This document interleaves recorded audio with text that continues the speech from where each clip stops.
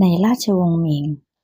แคว้นฉีสงบสุขมาเนิ่นนานฮ่องเต้ฉีมีบุตร4พระองค์และมีบุตรสาวบุญธรรมคือองค์หญิง5หรือองค์หญิงเฟยฟางประชุมราชกิจในตอนเช้าที่ท้องพระโรงแม่ทัพอันหนิงส่งพระราชสารด่วนแจ้งเรื่องชายแดนใต้ไม่สงบสุขมองโกลุกลานเมื่อฮ่องเต้แคว้นฉีทรงทราบจึงทรงยกทัพลงใต้ด้วยพระองค์เองเพราะแม่ทัพอันหนิงเป็นพระสหายของฮ่องเต้จึงไปจัดการเรื่องนี้ด้วยตัวเองเมื่อฮองเฮาทรงทราบจึงรีบเสด็จมาห้ามฮ่องเต้ไม่ให้ไปออกรบฮองเฮาร้องไห้พร้อมตรัสว่าถ้าพระองค์ทรงเป็นอะไรผู้คนแคว้นจะอยู่อย่างไรรัชทายาทก็ยังเล็กทรงไตร่ตรองดูอีกครั้งได้หรือไม่เจ้าคะฮ่องเต้จึงตรัสว่า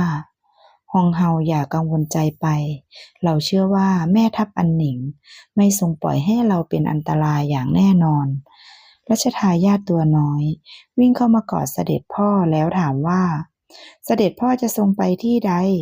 ฮ่องเต้จึงสอนบุตรอันเป็นที่รักว่าเราเป็นพ่อของแผ่นดินและเป็นพ่อของเจ้าด้วยดังนั้น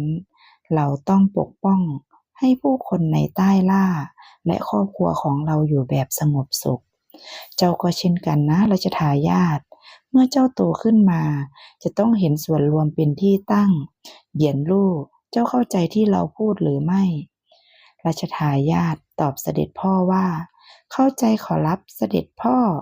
ฮ่องเต้ทรงยกทัพไปที่ชายแดนใต้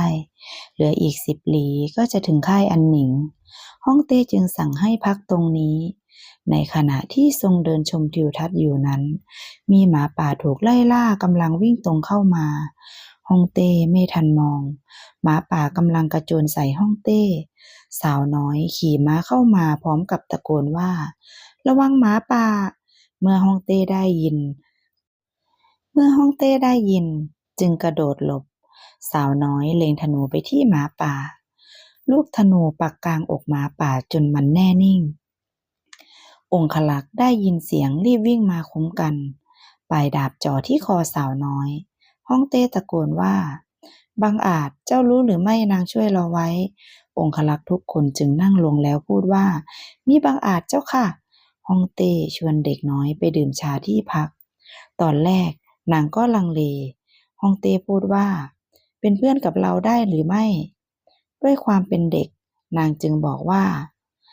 ท่านน่ะอายุเท่าพ่อข้าเลยนะจะมาเป็นเพื่อนกับข้าได้อย่างไรฮ่องเต้หัวเราะแล้วพูดว่าเจ้าไม่ยินดีหรือสาวน้อยจึงตอบฮ่องเต้ว่าท่านก็ไม่ได้ดูเลวร้ายอะไรนะเป็นสหายกันก็ได้